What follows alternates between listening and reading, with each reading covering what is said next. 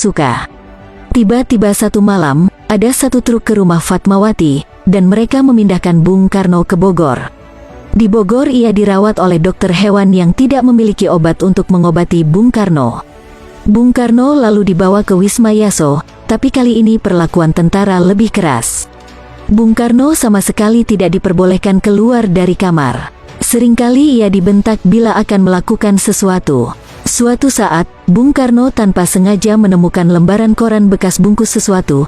Koran itu langsung direbut dan ia dimarahi. Bahkan ada satu pasukan khusus KKO dikabarkan sempat menembus penjagaan Bung Karno dan berhasil masuk ke dalam kamar Bung Karno. Tapi Bung Karno menolak untuk ikut, karena itu berarti akan memancing perang saudara.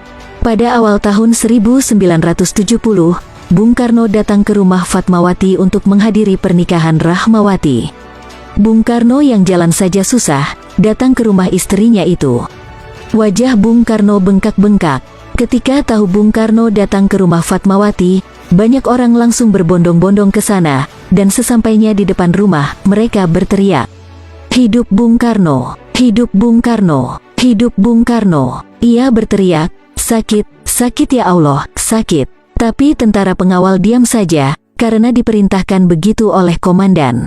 Sampai-sampai ada satu tentara yang menangis mendengar teriakan Bung Karno di depan pintu kamar. Kepentingan politik tak bisa membendung rasa kemanusiaan, dan air mata adalah bahasa paling jelas dari rasa kemanusiaan itu. Hatta yang dilapori kondisi Bung Karno, menulis surat pada Soeharto dan mengecam cara merawat Soekarno.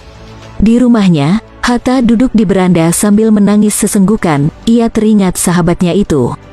Lalu dia bicara pada istrinya, Rahmi, untuk bertemu dengan Bung Karno.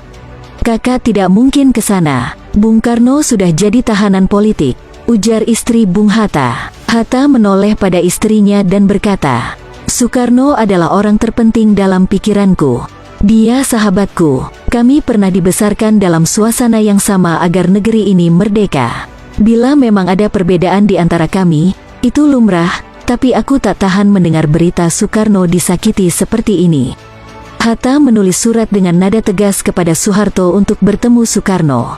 Ajaibnya, surat Hatta langsung disetujui. Ia diperbolehkan menjenguk Bung Karno. Hatta datang sendirian ke kamar Bung Karno yang sudah hampir tidak sadar. Tubuhnya tidak kuat menahan sakit ginjal. Bung Karno membuka matanya. Hatta terdiam dan berkata pelan, "Bagaimana kabarmu, No?" kata Hatta. Ia tercekat, mata Hatta sudah basah. Bung Karno berkata pelan dan tangannya berusaha meraih lengan Hatta. "Hoe gaat het met jou?" kata Bung Karno dalam bahasa Belanda. "Bagaimana pula kabarmu, Hatta?" Hatta memegang lembut tangan Bung Karno dan mendekatkan wajahnya. Air mata Hatta mengenai wajah Bung Karno, dan Bung Karno menangis seperti anak kecil. Dua proklamator bangsa ini menangis, di sebuah kamar yang bau dan jorok. Kamar yang menjadi saksi ada dua orang yang memerdekakan bangsa ini, di akhir hidupnya merasa tidak bahagia, suatu hubungan yang menyesakkan dada. Sangat karismatik, tetap hidup, dan malah semakin berkibar wafatnya. Kebesaran dan keindahan jasa-jasa Bung Karno semakin dikenang, pasca rontoknya Orde Baru.